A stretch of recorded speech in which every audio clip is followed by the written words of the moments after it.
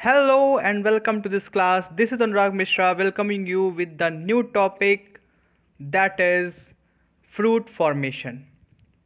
Okay? Fruit formation. और you can say formation of fruit.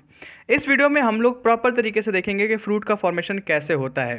तो जैसा कि आप लोग को पहले से पता है कुछ बातें जो कि हमने प्रीवियस क्लासेस में बताई हुई हैं, वो ये है कि आफ्टर द फर्टिलाइजेशन कुछ चेंजेस देखने को हमें मिलते हैं। ठीक है, फर्टिलाइजेशन के बाद में कुछ चेंजेस देखने को मिलते हैं। जैसे पहला चेंज जो देखा था आप लोगों ने कि सेपल, पेटल, स्टैमेन ये सब गिर जाते हैं और जो हमारा ओवरी होता है ना, क्या होता है हमारा ओवरी, जो हमारी ओवरी होती है वो फ्रूट में कन्वर्ट हो जाती है। किस में कन्वर्ट होती है? फ्रूट्स में। ओके, और जो हमारा ओवरी का कवर होता है, ओवरी के ऊपर जो कवरिंग होती है उसको, वो किस में कन्वर्ट हो जाती है? वो कन्वर्ट हो जाती है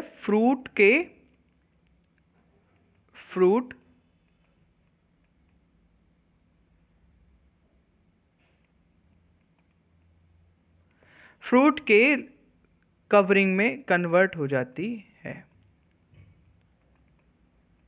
जिसको हम लोग बोलते हैं फ्रूट कोट,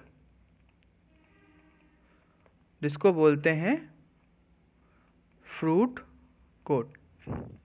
ओके, तो ये हम लोग को ध्यान में देना है कि फ्रूट्स, जो फ्रूट कोट होता है, फ्रूट कोट उसको बोलते हैं पेरिकार्प। ओके, फ्रूट कोट को बोलते हैं पेरिकार्प। पेरी मतलब होता है चारों तरफ और कार्प मतलब होता है फ्रूट। तो फ्रूट के चारों तरफ जो कवरिंग होती है उसी को बोलते हैं पेरिकार्प, जैसा कि आपको यहाँ पे देखने को मिल रहा है। तो ये जो एरिया दिख रहा है आपको, ये पूरा पूरा पेरिकार्प का एरिया है। ओके, पेरिकार्प का एरिया। और पेरिकार्प में यहाँ से यहाँ तक का एरिया कवर करता है पेरिकार्प, और इसमें 3 पार्ट आते हैं, 3 पार्ट्स आते हैं पेरिकार्प में। एक आता है आपका एक्सोकार्प, है ना, एक्सो मीन्स बाहर, एक्सोकार्प, कार्प मतलब फ्रूट होता है, ये एक रूट वर्ड है। और उसके बाद बीच में जो सबसे मोटा पार्ट होता है जो हम खाते हैं, जो एडिबल पार्ट होता है, वो होता है आपका मीजोकार्प। एंड जो इंटरनल पार्ट होता है उसको बोलते हैं इंडो, इंडो मीन्स अंदर होता है, तो उसको बोलते हैं इंडोकार्प। ओके, और इंडोकार्प जो होता है उसके बाद में आपको देखने को मिलता है इंडोस्पर्म। इंडोकार्प के बाद होता है ये पूरा एरिया इंडोस्पर्म का है। इंडोस्पर्म किससे बनता है? इंडोस्पर्म बनता है पीईएन से, प्राइमरी इंडोप्लाज्मिक न्यूक्लियस से बनता है, और पीईएन किससे बनता है? ट्रिपल फ्यूजन से बनता है। ठीक है, और इसके बाद इंडोस्पर्म के बाद जो आपको देखने को मिलता है इसके अंदर, वो होता है एम्ब्रियो, और यही एम्ब्रियो आगे चल के पूरा एक प्लांट बनाने वाला है। तो आप लोगों ने क्या देखा? अभी आप लोगों ने देखा फ्रूट। ठीक है, फ्रूट का पूरा स्ट्रक्चर देखा।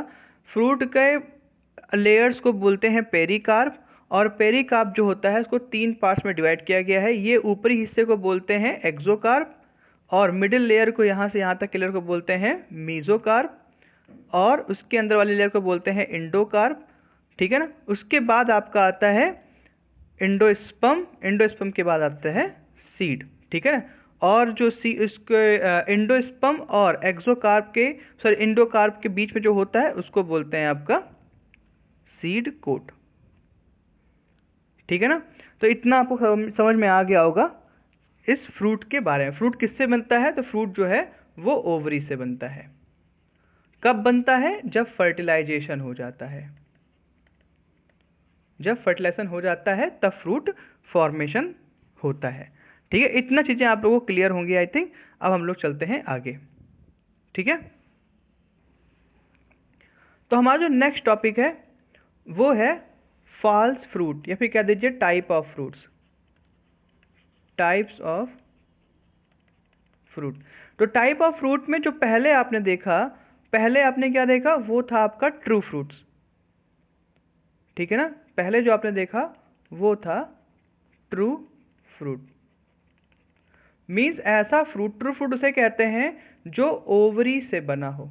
ओवरी से जब फ्रूट बनता है तो उसको बोलते हैं ट्रू फ्रूट। इसके एग्जाम्पल सारे फ्रूट जो हम लोग खाते हैं, है ना, नॉर्मल जितने मैंगो के फ्रूट हो गए, है ना, जैसे मैंगो, नॉर्मल मैंगो की बात कर रहा हूँ, जो आर्टिफिशियल या फिर कह दीजिए आर्टिफिशियल हाइब्रिडाइजेशन से जो बनाए जाते हैं, ऐसे मैंगो नहीं।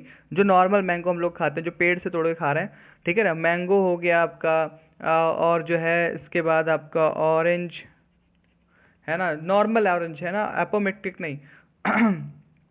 ऐसे ऑरेंज जो हम पेड़ से तोड़ के आराम से खा रहे हैं खुद से, है ना।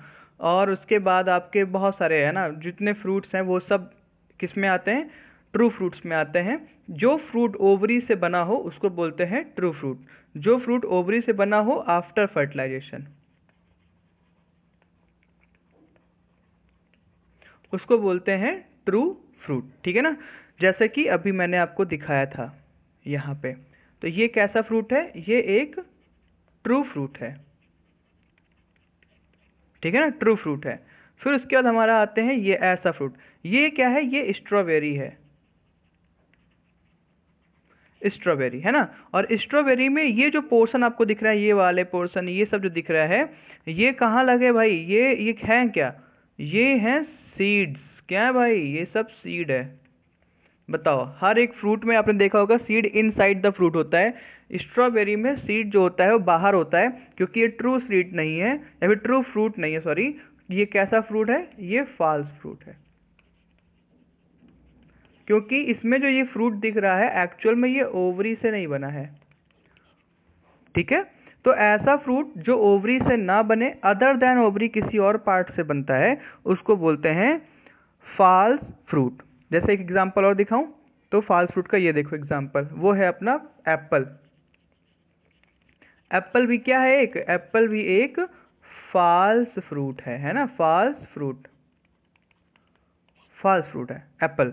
क्यों, क्योंकि एप्पल में जो हम लोग ये खा रहे हैं, ये जो पोर्शन हम लोग खाते हैं इस पोर्शन को, ये पोर्शन एक्चुअल में थैलेमस है,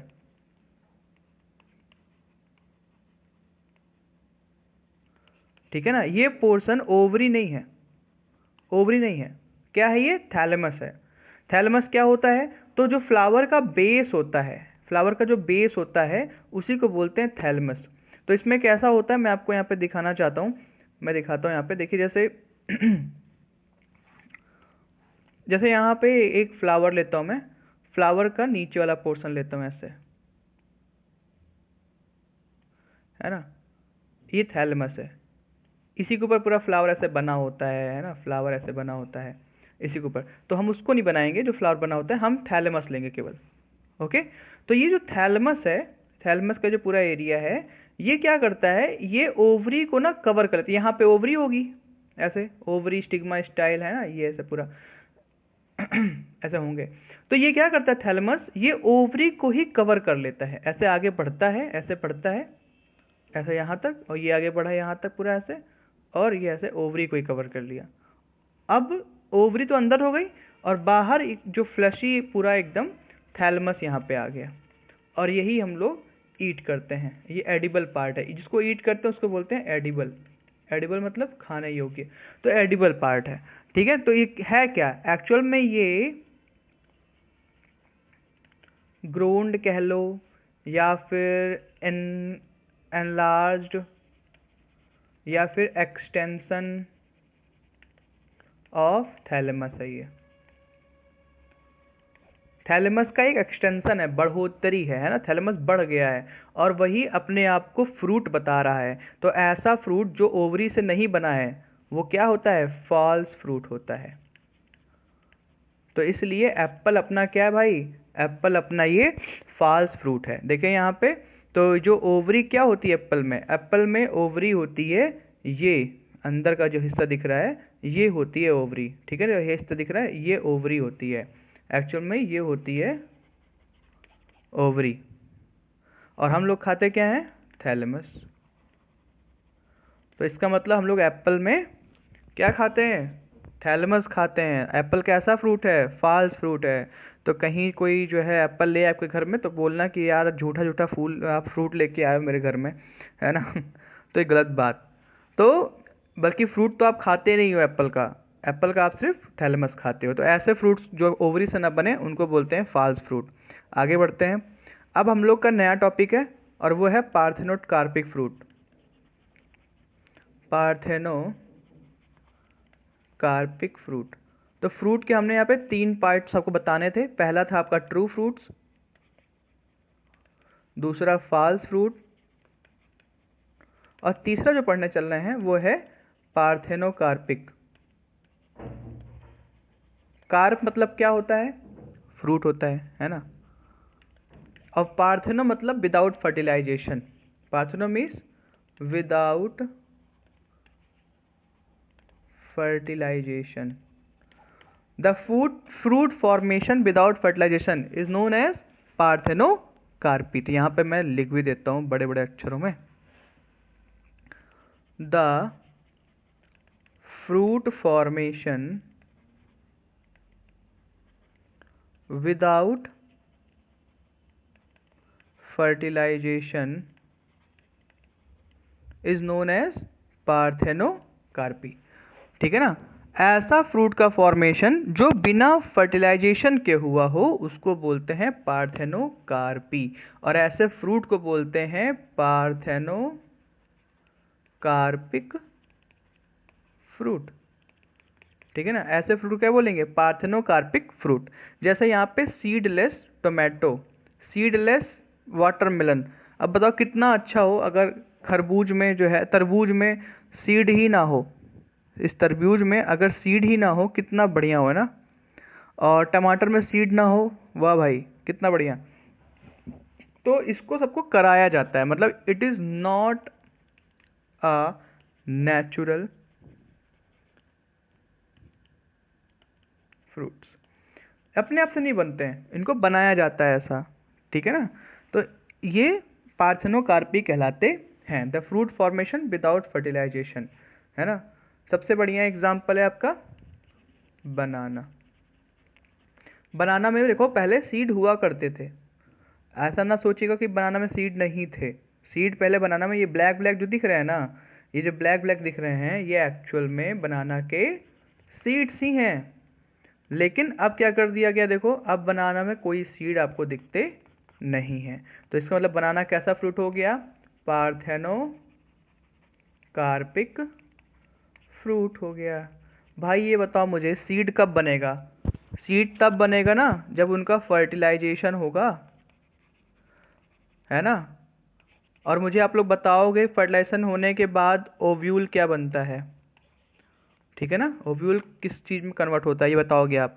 तो ये बताओ बिना फर्टिलाइजेशन के सीड कैसे बन जाएगा? फर्टिलाइजेशन हो ही नहीं रहा, तभी तुमको पार्थेनोकार्पिक फ्रूट कह रहे हैं। और जब फर्टिलाइजेशन नहीं हो रहा तो सीड नहीं बनेगा, सीड नहीं बनेगा तो फिर हमारा केला पार्थेनोकार्पिक फ्रूट कहलाएगा। नेक्स्ट आते हैं हम लोग एपोमिक्सिस, एक नया टॉपिक है एपोमिक्सिस। एपोमिक्सिस ये क्या होता है? जैसे पार्थेनोकार्पी में आपने क्या देखा था, formation of fruit without fertilization ना, ऐसे एपोमिक्सिस जो है वो formation of seed, formation of seed without fertilization, without fertilization. ठीक है ना। बिना फर्टिलाइजेशन के सीड बनाना एपोमिक्सिस कहलाता है।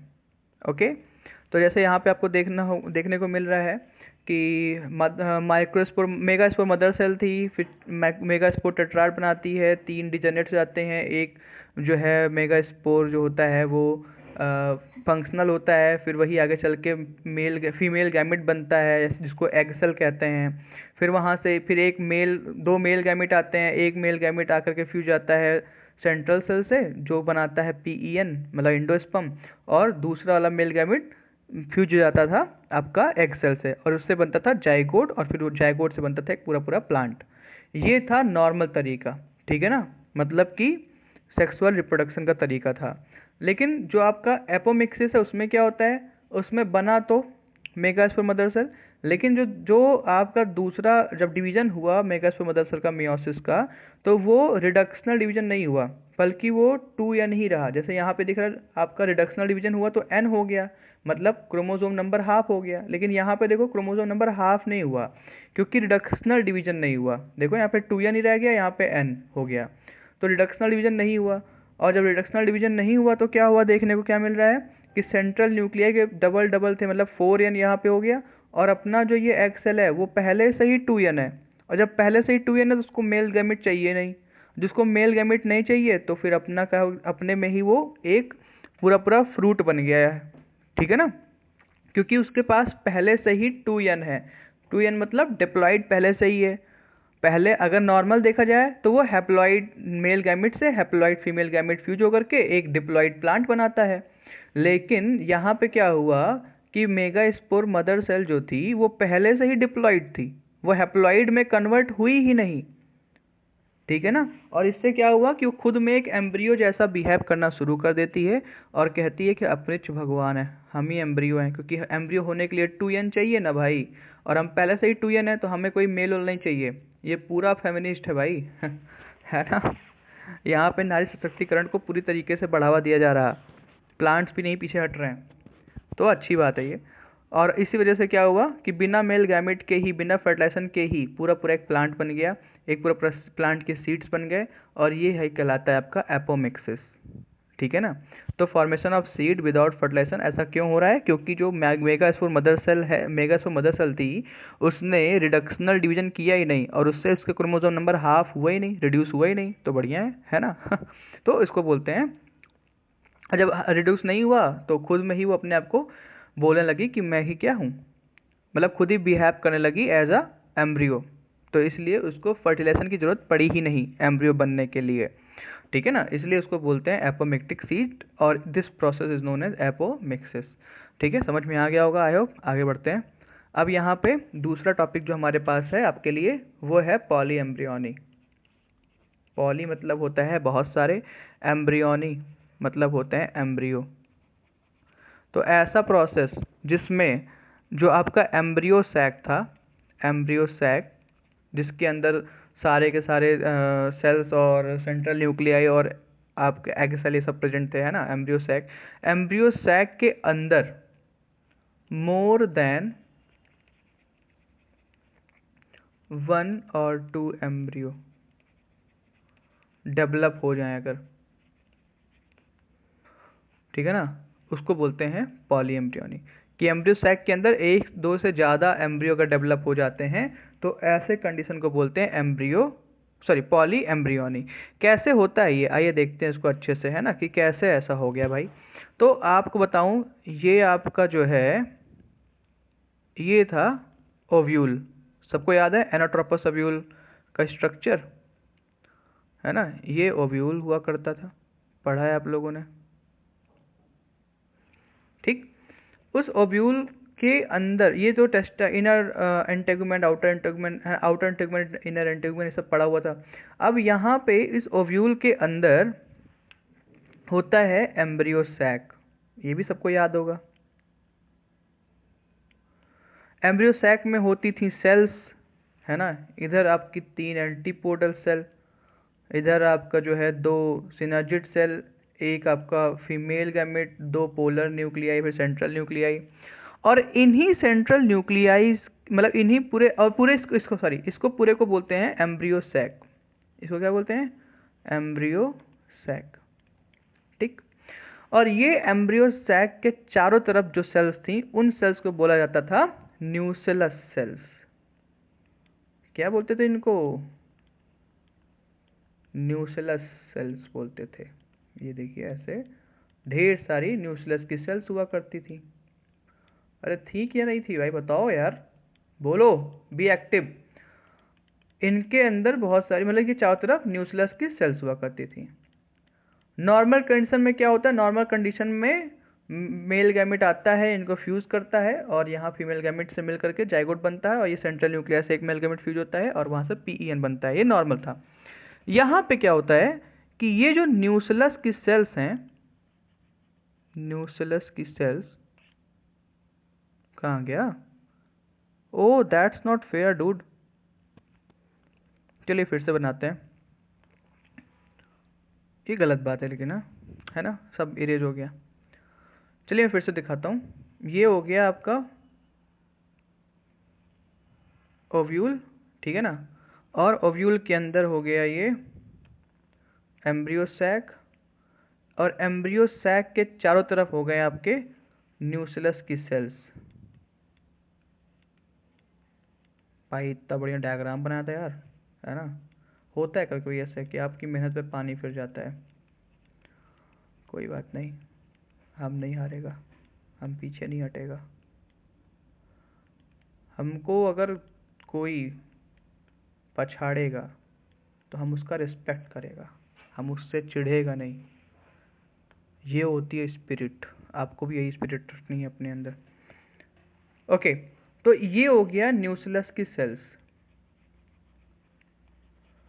और ये बीच में हो गया आपका एम्ब्रियो सैक। तो न्यूक्लियस की सेल्स क्या करती हैं, खुद से डिवाइड हो करके, क्योंकि वो तो पहले से 2n है, और एम्ब्रियो बनने के लिए क्या चाहिए, 2n चाहिए। न्यूक्लियस की सेल 2n ही है, मतलब कि डिप्लॉइड है।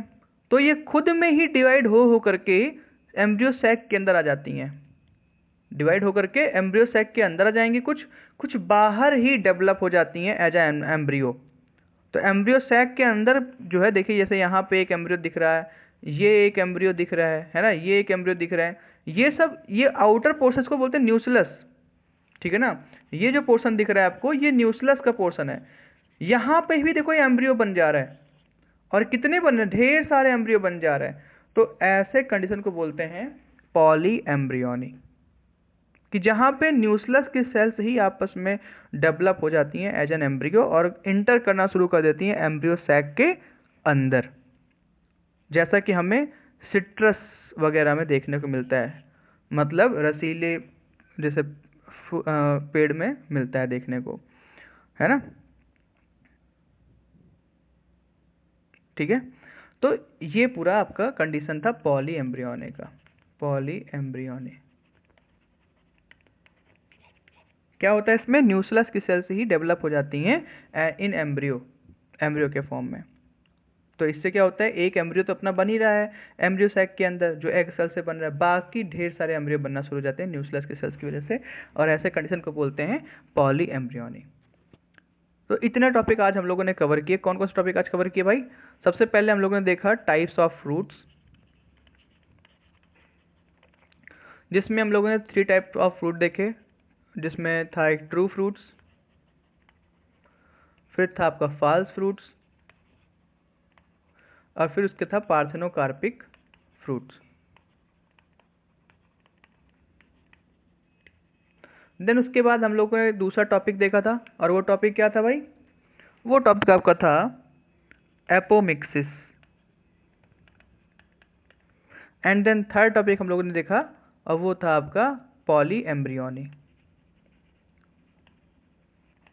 ठीक है, तो इतने टॉपिक्स आज कवर किए, और यहीं पे आपका चैप्टर हो जाता है संपूर्ण तरीके से समाप्त। और अब इसके बाद आपको हम नेक्स्ट चैप्टर पे लेके जाएंगे, ह्यूमन रिप्रोडक्शन पे, जिसको हम लोग डिटेल से 1 शॉर्ट वीडियो में सिर्फ क्वेश्चन आंसर करेंगे बस। ठीक है, ये हमने बस एक्सपेरिमेंट के तौर पे ये सारे वीडियोस आपको प्रोवाइड किए इस चैप्टर के। अब जितने वीडियोस आने वाले हैं हर चैप्टर के, वो लंबे होंगे, और इसमें सिर्फ क्वेश्चन होंगे। एंड बिलीव मी, उसके अलावा आपको कहीं से भी कोई क्वेश्चन करने की जरूरत नहीं, क्योंकि सारे क्वेश्चन उसमें कवर हो जाएंगे। ठीक है, thank you so much for being part of this healthy discussion. We will meet tomorrow with the next topic. Till then, tata bye bye, Jai Hind to all of you.